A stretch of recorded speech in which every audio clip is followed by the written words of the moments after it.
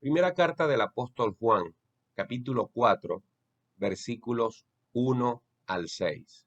Dice así: Amados, no creáis a todo espíritu, sino probad los espíritus si son de Dios. Porque muchos falsos profetas han salido por el mundo. En esto conoced el Espíritu de Dios. Todo espíritu que confiesa que Jesucristo ha venido en carne es de Dios. Y todo espíritu que no confiesa que Jesucristo ha venido en carne no es de Dios.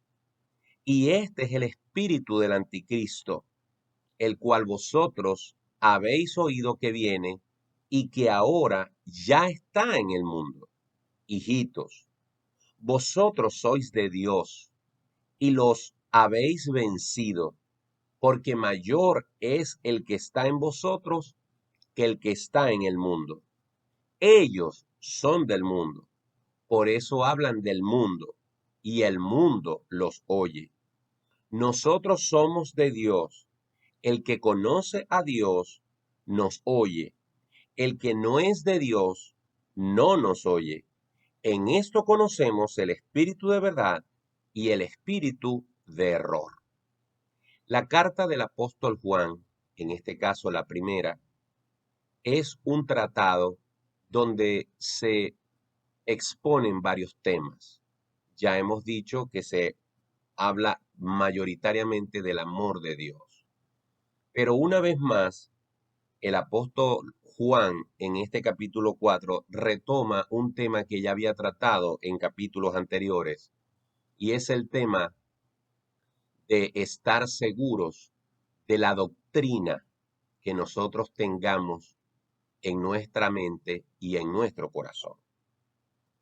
Es muy importante denotar que Jesús fue radical cuando dijo que Él era el camino, que Él era la vida y que Él era la verdad. Él no aceptó ni predicó jamás que Él era una opción, que Él era una alternativa, sino que Él era la única verdad, la única vida y el único camino. Y aún Jesús fue aún más radical cuando dijo: nadie puede venir al Padre si no es por mí. Así que Juan, basado en esta única y genuina verdad, exhorta a los hermanos a que sean precavidos, a que sean positivamente escépticos de cualquiera que viene predicando supuestamente el nombre de Jesús. Estas iglesias del primer siglo y estos creyentes del primer siglo no estuvieron exentos de hombres que predicaban un evangelio pervertido.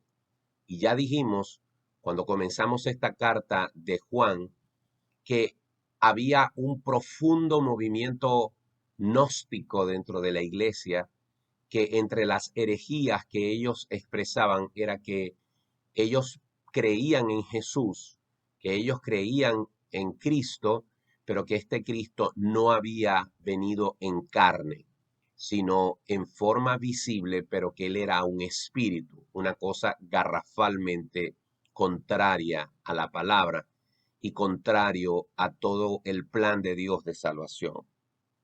Por eso la exhortación del versículo 1, cuando dice: no creáis a todo espíritu, sino que por el contrario, probad los espíritus si son de Dios. Ahora, ¿cómo se pueden probar los espíritus si son de Dios? Si primero no conocemos con total y absoluta autoridad las manifestaciones, las señales inequívocas de que lo que se nos está predicando es la verdad. La única forma de hacerlo es conociendo la palabra de Dios, es conociendo lo que dicen las escrituras. Pero aquí el apóstol Juan da algunas claves importantes. Y el mismo versículo 2 dice: en esto, es decir, este es el parámetro, en esto conocer el Espíritu de Dios. Dos puntos. Todo espíritu que confiesa que Jesucristo ha venido en carne es de Dios. ¿Por qué Juan menciona este parámetro? precisamente porque la iglesia de ese entonces a la que él le está escribiendo estaba siendo atacada con la doctrina de que Jesús no había venido en carne, que él era un espíritu. Estaban siendo atacados por esa herejía y algunos estaban dispuestos a aceptarla.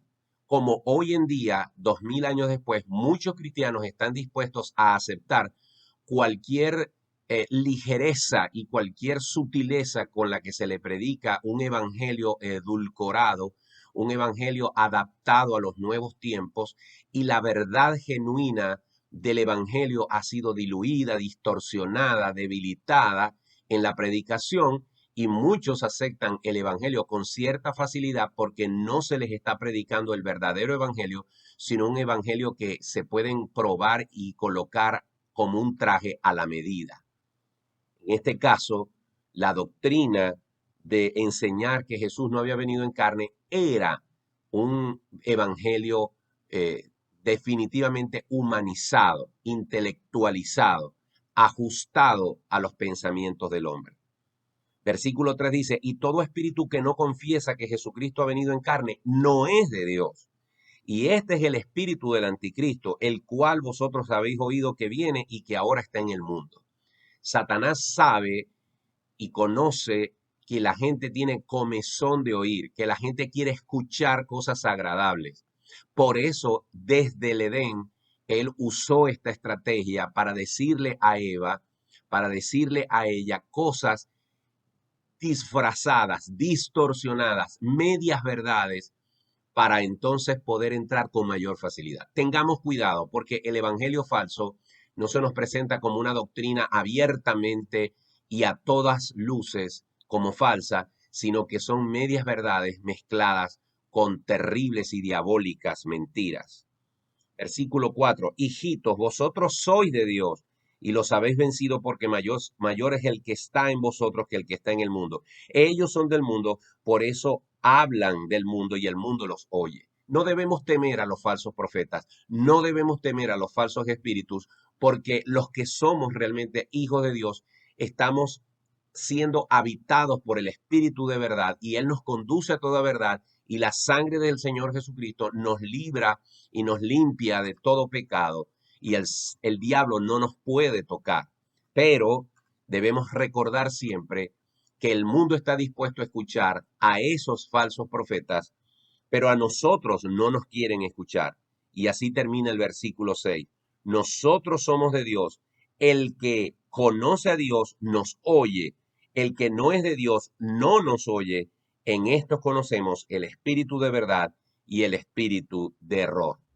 En conclusión, si tú predicas lo que la gente quiere escuchar, si tú eliminas del evangelio la palabra arrepentimiento, la palabra pecado, la palabra infierno, la palabra que te conlleva a pensar que has ofendido a Dios y que necesitas pedirle perdón a Dios y reconocer tu condición como pecador, ese evangelio a la gente no le gusta. Ese evangelio la gente no quiere que se le hable de eso. La gente quiere escuchar cosas agradables, cosas rosas, cosas que puedan venir y acariciar sus oídos y su ego, pero no quieren ser confrontados con la verdad. El evangelio edulcorado es aceptado por todo el mundo. El evangelio confrontativo, el evangelio que te muestra como en un espejo que eres pecador y que necesitas a Cristo, es el que la gente no quiere escuchar. Pero ese es el verdadero evangelio. Y debemos recordar cuando Jesús